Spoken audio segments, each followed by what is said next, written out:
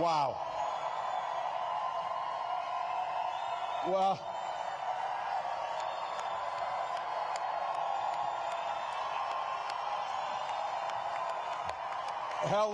hello, Los Angeles.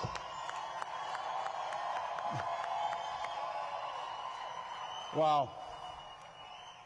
Well, sisters and brothers in AFSCME, first and foremost, to each and every one of you, thank you for the privilege of being able to stand with you, because I know that AFSCME stands with the American workers. AFSCME stands for all that's right. Let me acknowledge a few friends and the fighters who are here today with us.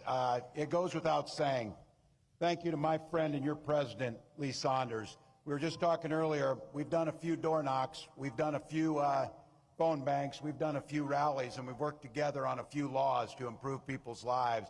I said, my friend, the important thing about this guy is, this guy's the friend to every American worker. So thank you, Mr. President. Madam Secretary Treasurer, thank you. Thank you for your leadership. The leadership team of AFSCME is there when we need them, always when they need them, making sure we not just win elections, but we understand you don't just win elections to bank political capital to win another election. You take that political capital and you burn it as fast as you can to improve people's lives, and that's what the leadership here does. To every delegate in this room, representing 1.4 million AFSCME members, thank you. Thank you for what you do. And as a dues-paying member of my teachers union for years, let me just say thank you again for having a fellow union member here. Vice President and I are just so grateful for the support you've given us. I'm proud to be on this ticking, working with Vice President Harris, who we all know we want to call the next President of the United States. Here's a little fact that they just told me. By the way, my week has been very interesting since last Tuesday, as you might guess. But here's a fact they shared with me as I came here to make this opportunity to say thank you. I happen to be the first union member on a presidential ticket since Ronald Reagan.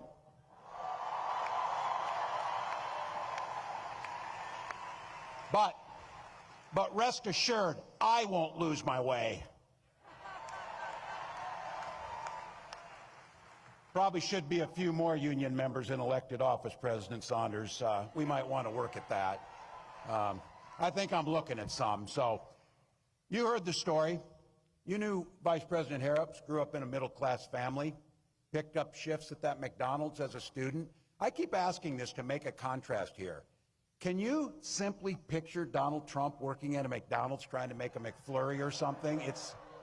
Oh, he knows us. He couldn't run that damn McFlurry machine if it cost him anything. But Vice President Harris took that work ethic, goes to work every single day to make sure families don't just get by, but they get ahead. She stood on the side of the American workers, and she stood up to the billionaires and fought corporate greed. She led this administration's work to eliminate the barriers to organizing. And let's not forget, she cast the tie-breaking vote on the American Rescue Plan to keep public service workers on the job during the pandemic. Just to be clear, the Vice President and I, we know exactly who built this country. It was nurses, it was teachers, and it was state and local government employees that built this nation. People in this room built the middle class. And it's not just a saying, it's a fact. When unions are strong, America's strong.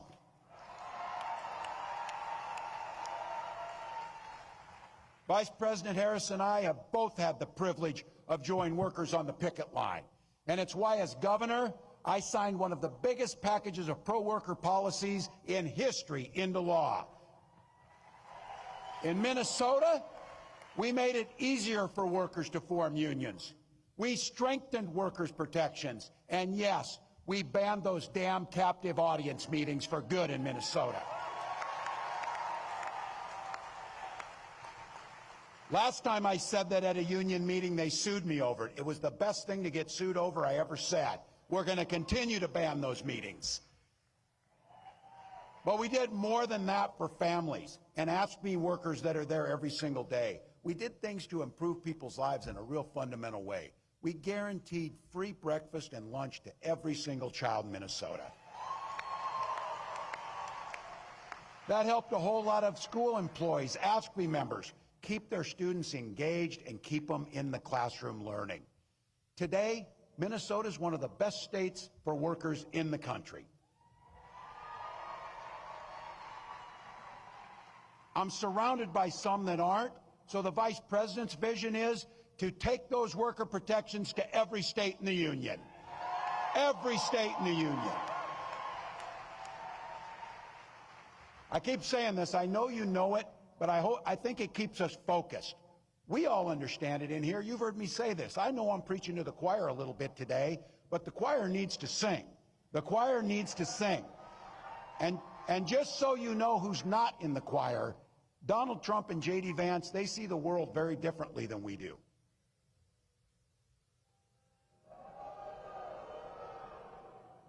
The only thing those two guys knows about working people is how to work to take advantage of them. That's what they know about it. Every single chance they've gotten, they've waged war on workers and their ability to collectively bargain to take that away from them. All we're asking for is better wages, better benefits, better lives, and dignity in the work that we do. There's a great bill in Congress, should be the easiest vote you've ever taken, the PRO Act. Make it easier to form a union and bargain. Allow people to have the freedom to make a choice. Allow them to be able to do that. They also oppose the Public Service Freedom to Negotiate Act, which would require states to bargain with their employees. Look,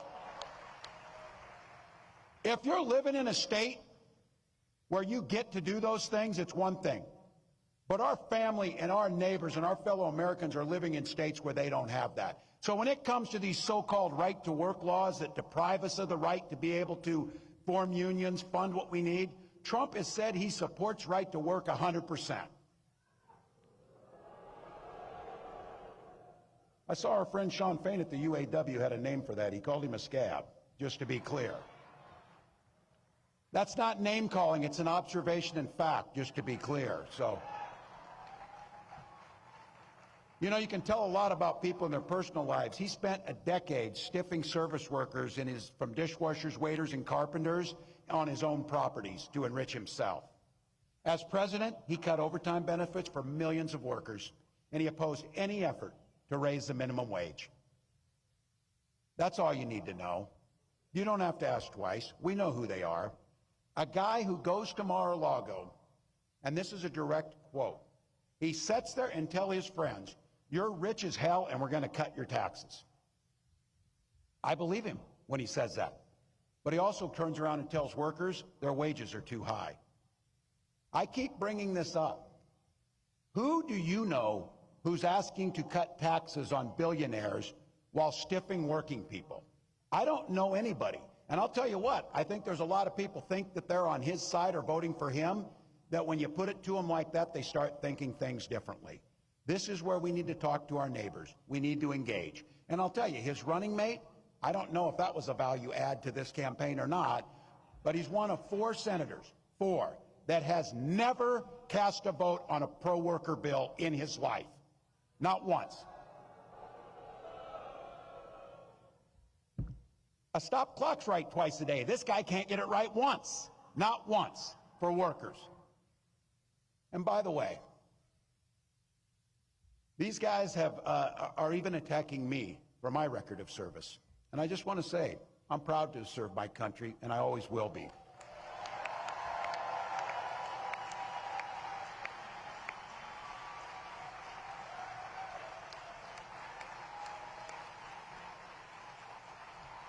With my dad's encouragement, a guy who served in the Army during the Korean War, I signed up for the Army National Guard 2 days after my 17th birthday.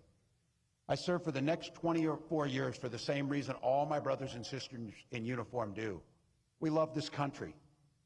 Then in 2005, I felt the call of duty again, this time of being service to my country in the halls of Congress. My students inspired me to run for that office. and I was proud to make it to Washington. I was a member of the Veterans Affairs Committee and a champion of our men and women in uniform. I'm going to say it again as clearly as I can. I am damn proud of my service to this country.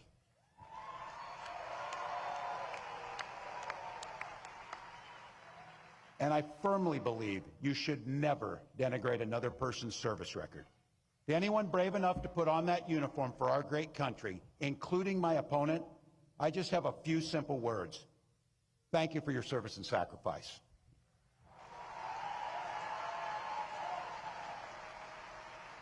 But look, it's not what they've done that we should be concerned with here today. It's what they're going to do. One of the clear goals of that Project 2025 to-do list is to put the screws to working people, making it harder for us to collectively bargain, allowing employers to drastically cut overtime or even eliminate it. And make no mistake about this, Donald Trump and J.D. Vance want to eliminate AFSCME and all public sector unions altogether. Hell, they're even going after the 40-hour work week. Someone was joking and said, what's next, child labor? Oh yeah, that's in there too, by the way. Reducing the rules around our children, putting them into dangerous jobs again. The folks who came before us spilt blood and treasure and spent their lives working to give us dignity and safety in our workplace so you can simply do a good day's work and go home to your family safely at night. Project 2025 will take all that away. It'll also repeal what you worked so hard for, the Affordable Care Act and its protections against pre-existing conditions, and they'll gut Social Security and Medicare. I said this too. Look, I guess you can't blame them if you're billionaires. I don't know, but I'm guessing billionaires aren't waiting for their Social Security check to come in to get by. But I know people who are, like my mom, who depends on her entire retirement on Social Security benefits, that she earned, by the way, and that we should have every expectation that we're not cutting taxes for the wealthiest while we hurt the most vulnerable amongst us. So be clear. Trump's playing dumb. Oh, I don't know about 2025. Some of you heard this say it, because I'm not ever closing the yearbook on this. I'm a football coach at heart. And I'll tell you one thing I know for sure is, if you're going to take the time to draw up a playbook, you're damn sure going to use it. So don't think that they're not going to use that playbook they drew up, because they're going to. But I want to be clear. It's your neighbors, it's our friends that have been in this. I'm not talking about them. I'm talking about Trump, Vance, and this group that's around them. Because some of you in here with no or gray hair like me can remember when Republicans actually stood for and talked about freedom. We know they're there. We know those are our relatives. But it turns out that this guy means that freedom should be for the freedom of government to go into your exam room and tell you about your choices. You've heard me say it. This is not hard. In Minnesota, we respect our neighbors and we respect their personal choices.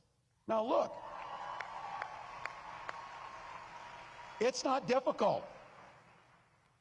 I might not agree with my neighbor's choices or make the same one. But this country's great because we have a golden rule that makes things work. We mind our own damn business on those things. We mind our own damn business.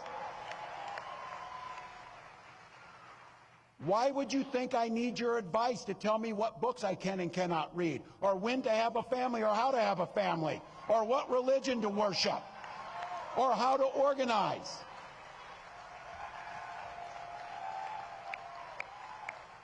You stay in your lane and I'll stay in mine. That's not that difficult.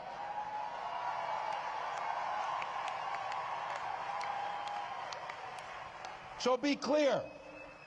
You watch our next president as she comes out on stage and she comes out to a song about freedom. When she's talking about freedom, she means you're free to make your own health care decisions. You don't need us. You don't need us. And as a school teacher, I'll tell you what, children should be free to go to school without worrying about being shot dead in their classrooms.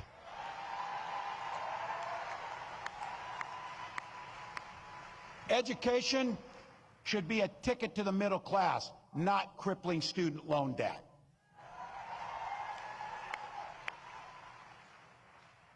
Here's the thing. We don't have that long to go here, but think about the future that we can create. We know what the past is. We know what these guys are going to do because they wrote it for us. Convenient of them to write it in Project 2025, so we know that. That's not the future we want. We want the future, and here's exactly what Vice President Harris will do when she gets to the White House. As President, Vice President Harris said she will sign the PRO Act and the Public Service Freedom Negotiation Act right into law. Done. We will stand together on the fundamental principle to collectively bargain for your own lives and your own jobs.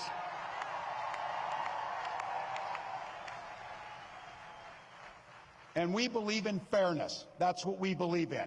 That's why corporations can start paying their fair share, and that's how it works.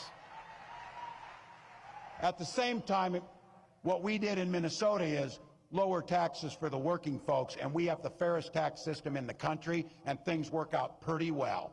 We can protect Social Security, and something we did, and I want to thank, I know they're in here, my Minnesotans who are in the House. It was AFSCME that put into place the most generous paid family and medical leave in the country in Minnesota.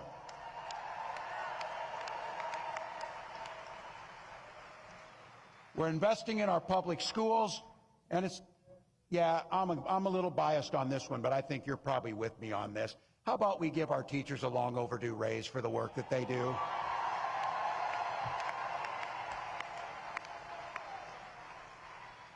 All right, I know you've heard these speeches, big order, optimistic or whatever. Well, I got to tell you, I will cop to being an eternal optimist. That's me. But I come by it honestly. I supervised the damn high school lunchroom for 20 years. You do not survive that job without being an optimist, I will guarantee you. And I also think you've heard me say this, hope is the most powerful word in the English language. It was so powerful for when my wife and I first had our first child, we named our daughter Hope. But my wife often reminds me, hope is a great word and a beautiful name, but it's not a damn plan. We can't hope that we defeat Donald Trump. We can't hope that we can collectively bargain. We can't hope we protect Social Security. We can't hope that we address climate change. You don't hope to win. You plan, prepare, and work to win.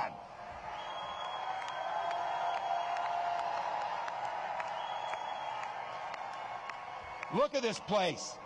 This place is filled with people who like hard work. These are people who get up and enjoy hard work and know how to get it done. So what do you think? A room full of 1.4 million AFSCME members, and this room here, how many voters do you think we could turn out in an hour? How many friends can we bring to the polls? We got over 4,000 people in this room. We won states by less than 10,000 votes in some cases. And I don't know about you, and I know it. This is going to be a close, tough race. It is going to be a tough one. But if each of us does an extra shift, an extra hour, a little bit more, we get to wake up on that morning after the election and know that the work we did transformed the lives for millions, transformed generations, impacted the world. Ask me. That's how it happens. That's how it happens. That's a plan. That's how the hope turns into the reality, turns into improved lives. It's just like that. We organize, we donate, we volunteer. Look, I've been around you people. I know the jobs you do. I know what this president does, because I thought you had to register to vote in Minnesota. You were out there so much for me, as you were living there. You turn elections. You turn lives. You negotiate contracts. You press legislatures to do the right thing. We know how to do this. We've got 84 days to take control of our own destiny. 84 damn days. And I've said this, you hear me say this. That's easy. We'll sleep when we're dead. We'll do the work now. We'll do the work now.